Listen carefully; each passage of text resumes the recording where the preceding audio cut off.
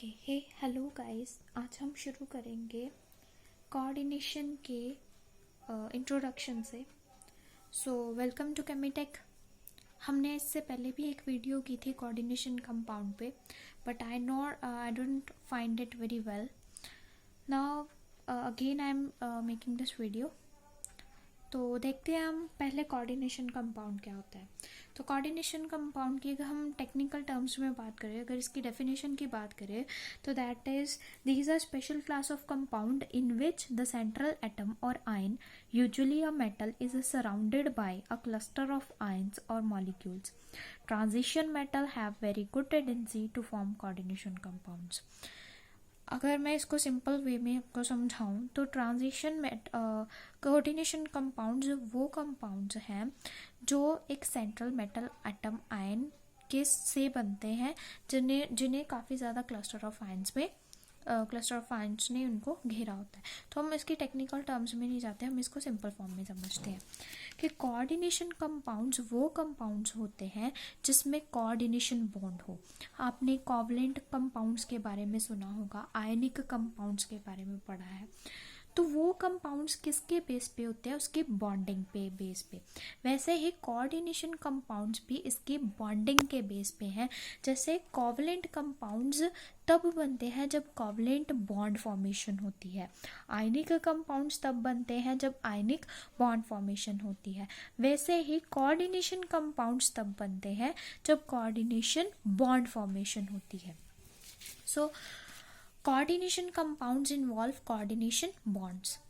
Now covalent bond की अगर बात करें तो उसमें क्या होता था, म्यूचुअल शेयरिंग इलेक्ट्रॉन्स की होती थी. मैंने एग्जांपल किसकी ली है? मीथेन की. मीथेन में कोवलेंट बॉन्ड की बात कर रहे हैं तो मीथेन में क्या होता है, एक कार्बन है, कार्बन के पास 4 वैलेंस इलेक्ट्रॉन्स हैं. तो वो क्या करेगा, अपना ऑक्टेट कंप्लीट करने के लिए हाइड्रोजन से एक एक इलेक्ट्रॉन लेके अपना ऑक्टेट कंप्लीट कर लेगा. वैसे ही हाइड्रोजन भी अपना ऑक्टेट कंप्लीट कर लेगा कार्बन के 4 इलेक्ट्रॉन से एक एक इलेक्ट्रॉन लेकर. तो ये बात थी कोवलेंट बॉन्ड की. ऐसे फॉर्मेशन होती है कोवलेंट बॉन्ड की जिसमें म्यूचुअल शेयरिंग इलेक्ट्रॉन्स की हो रही हो. लेकिन अगर बात करें हम कोऑर्डिनेशन बॉन्ड की, तो इसमें कभी भी म्यूचुअल शेयरिंग नहीं होती है. इसमें क्या होता है कि एक ही एटम जो है वही दूसरे एटम को अपने दोनों इलेक्ट्रॉन्स देता है, जिसकी वजह से कोऑर्डिनेशन बॉन्ड की फॉर्मेशन होती है. तो कोऑर्डिनेशन बॉन्ड बनाने के लिए हमें सबसे ज़रूरी कंडीशंस देखनी पड़ेंगी. पहले वो क्या है कि जो कोऑर्डिनेशन कंपाउंड है उसमें क्या होना चाहिए, सेंट्रल मेटल एटम और आयन होना चाहिए जिसके पास वेकेंट ऑर्बिटल हो. अगर हम बात करें वेकेंट ऑर्बिटल की, तो वो हमारे पास सिर्फ मेटल्स हैं जिनके पास वेकेंट ऑर्बिटल होता है. वो कौन सी मेटल्स हैं? Transition metals. Transition metals D block को बिलोंग करती हैं, जिसकी वजह से वहाँ पे हमारे पास डी ऑर्बिटल वेकेंट होता है. तो काफ़ी ज़्यादा कोऑर्डिनेशन बॉन्ड्स जो हैं वो किस पे डिपेंड करते हैं? ट्रांजिशन मेटल से फॉर्म होते हैं, ट्रांजिशन मेटल्स से बनते हैं. तो सेकंड उसकी कंडीशन क्या है कि जो कोऑर्डिनेशन कंपाउंड्स हैं उसमें लिगेंड्स वो होने चाहिए जिनके पास लोन पेयर हो. जैसे कि मैंने पहले ही बताया कि कोऑर्डिनेशन बॉन्ड्स तभी बनते हैं जब एक एटम जो है अपने दोनों के दोनों इलेक्ट्रॉन्स को शेयर कर रहा हो बॉन्ड को फॉर्मेशन के लिए. इसलिए जो लिगेंड होगा, जो दोनों अपने इलेक्ट्रॉन्स को शेयर कर रहा है, हम उसे लिगेंड बोलते हैं. उसके पास लोन पेयर होना चाहिए, मींस एक्स्ट्रा इलेक्ट्रॉन होने चाहिए, जिसकी वजह से वो शेयरिंग कर पाएगा और बॉन्ड की फॉर्मेशन कर पाएगा. तो ये इस एग्जाम्पल को अगर हम देखें, एक जनरल एग्जाम्पल है, इसमें ये एक सेंट्रल मेटल एटम है या फिर आयन भी ले सकते हैं. और इसमें क्या होना चाहिए? वेकेंट ऑर्बिटल होना चाहिए. और जो इसके साथ बॉन्डिंग करेंगे लिगेंड्स, उनके पास क्या होना चाहिए? लोन पेयर मस्ट है कि उनके पास होना चाहिए, तभी कोऑर्डिनेशन बॉन्ड बनेगा. और जिनमें कोऑर्डिनेशन बॉन्ड बनेगा उन्हें ही हम कोऑर्डिनेशन कंपाउंड कहेंगे. तो चलिए आगे देखते हैं। आगे क्या है कि these compounds are formed from apparently saturated molecules capable of independent existence. तो इसको मैं एक सिंप्लीफाई करके आपको समझाती हूँ। उसके लिए हमें पहले इसकी एग्जांपल देखते हैं कि जब हम एक्वस अमोनिया को, ठीक है, एक्वस अमोनिया को निकल क्लोराइड के साथ ऐड करते हैं तो हमारे पास एक ऐसा कॉम्प्लेक्स, ऐसा कंपाउंड बनता है।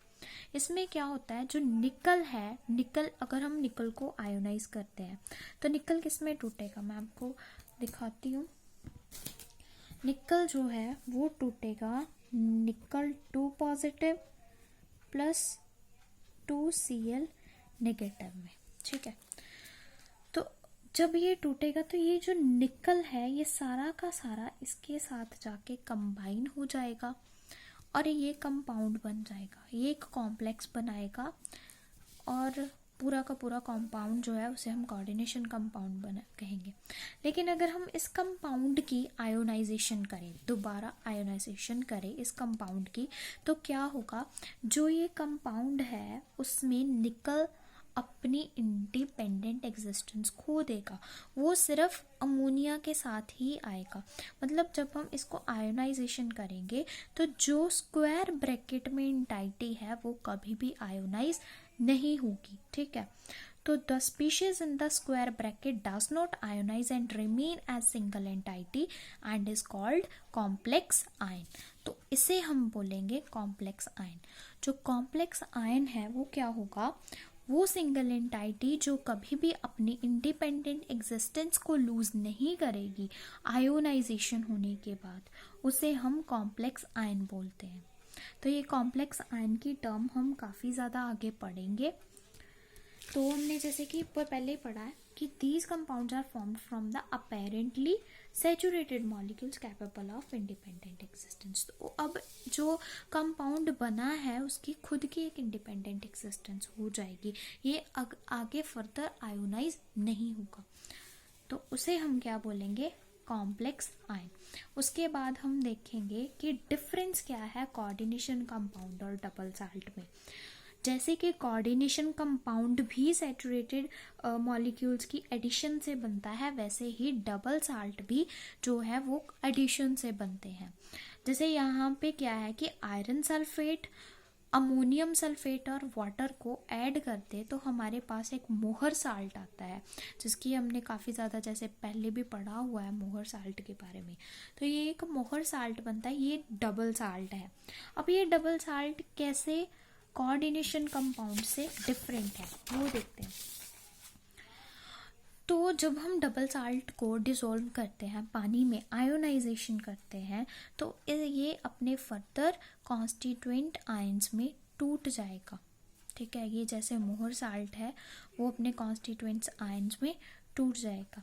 सो कोऑर्डिनेशन कंपाउंड कभी अपनी आइडेंटिटी लूज नहीं करते जब भी हम उसे आयोनाइज करते हैं या उसे डिसॉल्व करते हैं वाटर में। लेकिन जो डबल साल्ट है वो अपनी आयोनाइजेशन होने पे अपनी आइडेंटिटी लूज कर देते हैं, ठीक है। जब भी अगर कोई भी डबल साल्ट है, जब भी हम उसको डिसॉल्व करेंगे पानी में, तो वो क्या करेगा, अपने फर्दर कॉन्स्टिट्यूएंट आयंस में टूट जाएगा और इसकी जो आइडेंटिटी है वो कंप्लीटली लॉस्ट कर देगा, ओके।